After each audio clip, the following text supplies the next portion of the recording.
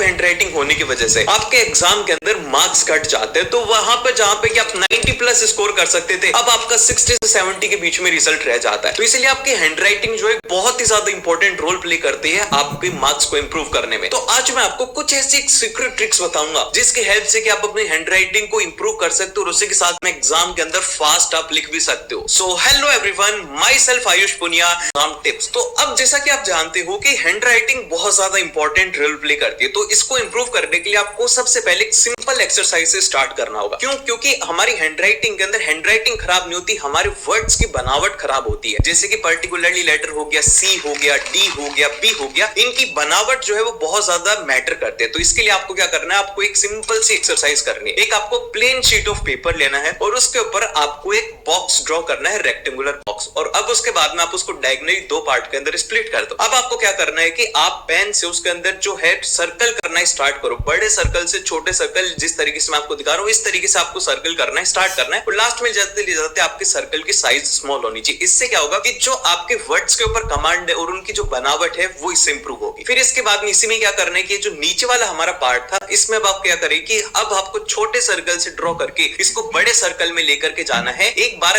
Clockwise direction के अंदर आपको ये करना है। फिर उसके बाद में सेकंड सेम स्टेप, यही आपको फिर से बॉक्स बनाना है, इसको स्प्लिट करके अब आपको एंटी क्लॉकवाइज के अंदर ड्रॉ करना है, जिससे कि क्या होगा कि आपके पेन की मूवमेंट जो है वो आपकी हैंडराइटिंग को काफी ज्यादा इंप्रूव करेगी। एंड अब इसके बाद में आता है सेकंड पॉइंट, वो है आप लोगों का पेन। सिलेक्शन ऑफ पेन बहुत ज्यादा इंपॉर्टेंट है। अगर आप एक हैवी पेन लेते हो तो इससे क्या होता है कि आप लोग उसके ऊपर अच्छे से प्रेशर नहीं लगा पाते, आपकी हैंडराइटिंग अच्छी नहीं दिख पाती और उसी के साथ में आपकी जो अंगुलियां हैं इनमें भी दर्द होने लग जाता है, तो आप एग्जाम के अंदर स्लो लिखते हो। तो इसलिए जरूरी है कि आप एक सिंपल और एक लाइट वेट पेन लें और इसी पेन से आपको प्रैक्टिस करना है, क्योंकि आपके हैंड को अगर हैबिट होगी इस पेन की तो आप एग्जाम के अंदर भी इसी पेन से फास्ट आप लिख सकते हो। एंड नाउ थर्ड पॉइंट और मोस्ट इंपॉर्टेंट पॉइंट है, इससे आपकी हैंडराइटिंग की स्पीड भी इंप्रूव हो सकती है। वो ये है कि आप अपने पेन को ड्रैग नहीं करना है, आपको लेटर्स को कनेक्ट नहीं करना है, उनके अंदर इक्वल गैप्स दे करके लिखना है। अब इससे क्या होगा, इससे जब आप पेन को ड्रैग करते हो तो आपकी जो स्पीड है वो काफी ज्यादा स्लो हो जाती है। वहीं पे अगर आप लेटर्स को बिना कनेक्ट के इक्वल गैप्स में लिखोगे तो आप लोगों की हैंडराइटिंग अच्छी दिखती है और आप उसमें फास्ट भी लिख सकते हो। नाउ जो फोर्थ पॉइंट है वो बहुत ज्यादा इंपॉर्टेंट है, वो है कि आप एज ए टीचर बनके